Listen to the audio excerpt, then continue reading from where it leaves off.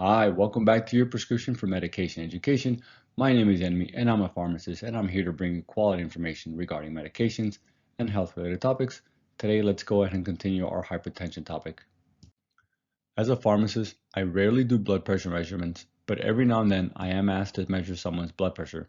Fortunately for me, measuring blood pressure using an oscillometric device is standard now, and being totally honest, I haven't used an oscillatory blood pressure device in years.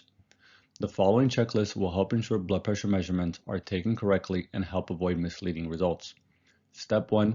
The patient should avoid caffeine, exercise, and smoking for at least 30 minutes before their blood pressure is taken, along with ensuring that they've emptied their bladder.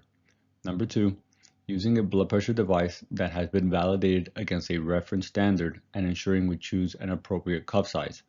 Validated devices can be found via the following link: www.validatebp.org. Step 3. The patient should be instructed to sit in a chair and rest for at least 5 minutes, and their arm should be supported at heart level. And finally, step 4. Ensure during blood pressure measurements that neither yourself nor the patient speak. Take 2 or more readings with at least 1 minute apart from one another. On this slide, we can see the different blood pressure cuff sizes that are recommended based on the patient's arm circumference. When taking someone's blood pressure, it's important that we select the proper cuff size to ensure we are getting accurate blood pressure readings. The reason we want to select the proper cuff size is that when we use too small of a cuff, it will overestimate actual blood pressure, and the opposite is true. If we use too large of a cuff, it will produce lower readings. Over 40% of US adults require a large or extra large cuff size. After the diagnosis of new hypertension is made by the medical provider, routine laboratory testing should be ordered to determine the patient's cardiovascular risk. The following are some of the recommended tests that can be ordered. These include the complete blood count, the fasting plasma glucose or an A1C, a urinalysis, and an ECG as some of the examples. Secondary causes of hypertension can be identified in about 5 to 25% of adults. It's more common in patients with stage 2, treatment-resistant hypertension, sudden onset hypertension, patients who have early onset hypertension, which are patients less than 30 years of age, and patients who have target organ damage disproportionate to the amount of time that they've been hypertensive. Primary aldosteronism, obstructive sleep apnea, chronic kidney disease, and drug-induced hypertension are the most common causes of secondary hypertension. Primary aldosteronism occurs in about 5 to 25% of the cases.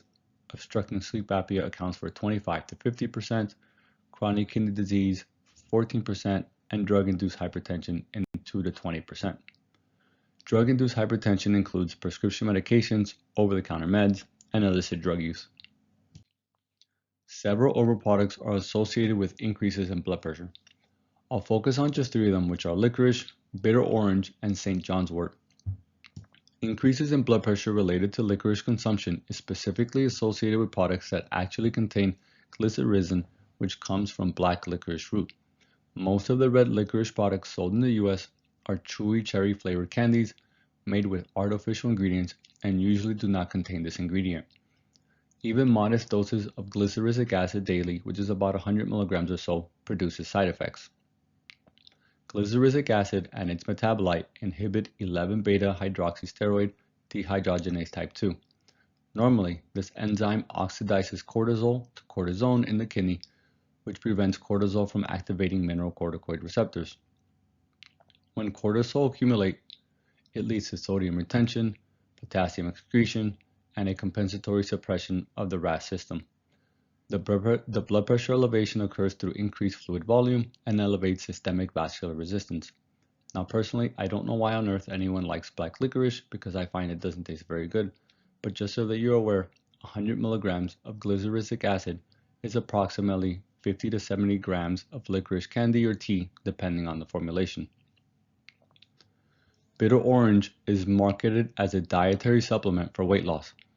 The fruit contains pisonephrine, which is structurally similar to ephedrine, the main component in the now banned ephedra supplements. Studies have shown it can cause tachycardia, tachyarrhythmias, QT prolongation, angina, and myocardial infarction. Despite being marketed as a safer alternative to ephedra, synephrine produces increases in blood pressure and heart rate through adrenergic stimulation.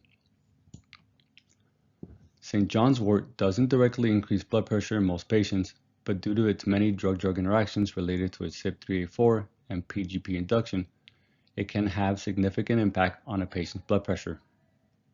Case reports describe serotonin syndrome-like events, including hypertension symptoms, when St. John's wort has been taken with a SSRI. St. John's wort causes clinically significant reductions in plasma concentrations of verapamil and nifedipine through CYP3A4 induction, which can lead to undesirable effects such as arrhythmias and hypertension. Let's look at some of the common over-the-counter medications that can increase blood pressure. NSAIDs are the most prevalent blood pressure interfering medications. They can increase blood pressure by about 2 to 5 millimeters of mercury on average via reduced prostaglandin production. Inhibition of the COX enzymes reduces renal prostaglandin synthesis, which results in a decrease in systemic vasodilation and impaired sodium excretion. Patients on ACE inhibitors and ARBs are impacted to a greater extent when NSAIDs are taken, causing increases in systolic blood pressure somewhere between 5 to 10 millimeters. Decongestants, which contain pseudoephedrine and phenylephrine, can cause blood pressure elevations through sympathomimetic mechanisms. Pseudoephedrine's increase in blood pressure and heart rate is not very large. It can increase systolic blood pressure by about 1 millimeter and heart rate by about 3 beats per minute. There is, of course, a dose-response relationship with higher doses increasing blood pressure proportionately.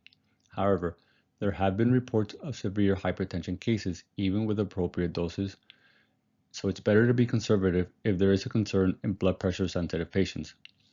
As far as phenylephrine goes, it has minimal data supporting its oral use as a decongestant, going at least all the way back to when I was a pharmacy student. Why it's still on the market, who knows? Even though the increase in blood pressure may not be as large as with NSAIDs, the American Academy of Allergy, Asthma, and Immunology recommends caution with the use of oral decongestants in patients with uncontrolled hypertension, cardiac arrhythmias, angina, or cerebral vascular disease. What about good old acetaminophen, which I've associated with being neutral in regards to blood pressure effects? Well, apparently acetaminophen can have an effect on blood pressure, and it depends on the route of administration and clinical context. The PATH-BP trial, which was a randomized control trial involving 110 patients with hypertension, showed that 4 grams daily for 2 weeks significantly increased mean daytime systolic blood pressure by 4.7 millimeters and diastolic by 1.6 millimeters compared with placebo. Other studies support similar findings. Chronic use of acetaminophen seems to be associated with a higher hypertension risk based on observational studies. The mechanism behind acetaminophen-associated hypertension is not fully understood, but may involve increased aldosterone secretion. What about intravenous use? In contrast, intravenous acetaminophen has been associated with transient hypotension thought to result from acute vasodilation. Data suggests that one of acetaminophen's metabolites, N-acetyl-P-benzoquinolamine, NAPQI, activates Kv7 potassium channels, leading to reduced arterial tone. When administered intravenously, acetaminophen bypasses first-pass hepatic metabolism. Recent evidence shows that vascular endothelial cells can metabolize acetaminophen to NAPQI via cytochrome P450 enzymes, where it can have an immediate response on blood vessels and trigger vasodilation. In contrast, when acetaminophen is administered orally, it undergoes extensive hepatic metabolism, where NAPQI is conjugated with glutathione, which prevents meaningful systemic exposure from reaching vascular smooth muscle in high enough concentrations to cause acute vasodilation. I know I got a bit sidetracked there with acetaminophen's effect on blood pressure, but I thought it was super interesting. Nicotine activates the sympathetic nervous system by binding to alpha-3 beta-4 nicotinic acetylcholine receptors in postganglionic sympathetic nerve terminals and the adrenal medulla, triggering catecholamine release. This creates increases in blood pressure and heart rates that peak within 5 to 10 minutes. This effect occurs in both traditional cigarettes and e-cigarettes. However, traditional cigarettes have a greater increase in blood pressure due to additional ingredients. Nicotine also causes vasoconstriction through activation of alpha-1 receptors on vascular smooth muscles. Alcohol above 30 grams per day significantly increases the risk for hypertension. In the United States, a standard drink is any drink that contains 14 grams of pure ethanol or about 0.6 fluid ounces. This amount is equal to about 12 ounces of a regular beer with a 5% alcohol by volume, or 5 ounces of table wine, or 1.5 ounces of 40% alcohol per volume. Consumption of 3 or more drinks produces a biphasic pattern in blood pressure in which blood pressure decreases up to 12 hours after consumption and increases for 12 to 24 hours afterwards. The 2025 ACC-AHA hypertension guideline recommends limiting alcohol to less than 1 drink daily for women and to 2 drinks or less for men. Caffeine's effect on blood pressure is interesting. In persons who do not consume caffeine regularly, caffeine raises epinephrine levels and blood pressure in the short term. Administration of 200 to 300 milligrams of caffeine produces a mean increase of 8.1 millimeters in systolic blood pressure and 5.7 millimeters in diastolic blood pressure. However, tolerance usually develops within 1 to 2 weeks with regular consumption.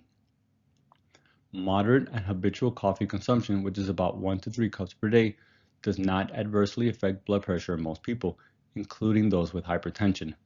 The 2025 ACC-AHA hypertension guidelines recommend to limit caffeine to less than 300 milligrams per day and avoid more than 1 cup per day in patients with severe uncontrolled hypertension. Let's look at prescription medications that have the potential to increase blood pressure.